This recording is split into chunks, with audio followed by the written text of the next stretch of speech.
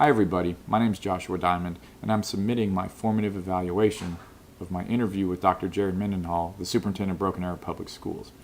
Took a little bit of a different approach to my interview this time. Instead of interviewing the superintendent of my district, which is Dr. Keith Ballard, because I work in Tulsa Public Schools, I decided to interview Dr. Jared Mendenhall because my children go to Broken Arrow schools. So I wanted to get the input both as an educator and as a parent from him to see what was facing the district that my children attend.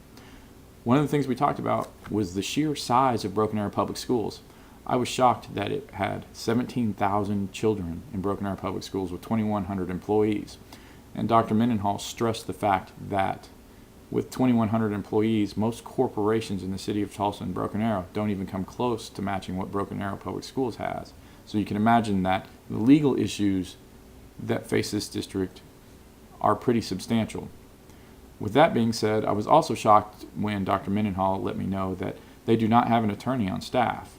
The Broken Arrow Public Schools, their philosophy at this point in time is to cut off legal work by asking for legal advice before it ever gets to the courtroom. Be proactive on the legal side of things instead of reactive. And so far, the cost to do that versus hire an attorney haven't met, so he's not decided to make the move to actually put an attorney on staff. He did mention, though, that Broken Arrow Public Schools spends between $75,000 and $100,000 a year on legal issues, but that still doesn't justify bringing in a full-time attorney on staff at this point. Then we got into talking about some of the things of legal issues facing the district, and I asked him what he was actually paying attention to, and the first thing he talked about was State Question 766. It deleted the intangible tax, and what he said was he believes it's approximately a $60 million cut to public education, and how are they going to replace that? And when he's having to scale back and they're losing revenue, that equates to job losses, trims, things of that nature, and how does it actually affect the kids in the district. So he's paying attention to the specific fundings. He's also paying very close attention to the grading system. He believes that what is on the slate right now only makes minor changes and doesn't fix a flawed system, that the grading system is very unfair, very flawed, and doesn't give an accurate representation of the schools that are being graded. So he's a very big proponent of actually fixing that. The next issue we touched on was dealing with arming teachers. He is very much against having teachers being armed in the classroom.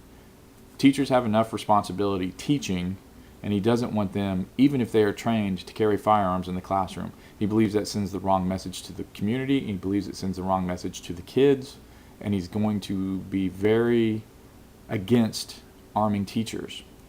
He also doesn't want people to feel like their children aren't safe in Broken Arrow Public Schools. So if there is a need, they need to find a way to fund fully trained professional police officers, security guards, whose job it is to protect the kids, not try and educate the kids while protecting them and carrying a firearm. He's afraid that something bad will happen before something good will happen. And I can very much see why he is on that side of the things, especially in a district this large. The last thing that we discussed was what are some of the major issues? What do they have to spend a lot of time on day to day in the legal department of Broken Arrow? And what he said was they're always trying to work on trying to lower workman's comp. That is one of the things that drains Broken Arrow's public schools legal department, is having to deal with workers' comp claims on a continual basis. That's one of the things that they really focus on. So in all, it was a very interesting interview, and you get a real insight as to how many things are actually going on in a district the size of Broken Arrow, that there are always legal issues facing them from inside the district, from outside the district, and how much you have to actually be paying attention to all the legal bills, the legal issues, the employees, and the children in the district. And he actually gave me a very good insight as to what it takes in order to stay legal and not end up costing yourself a lot of money with lawsuits in the district the size of Broken Arrow Public Schools.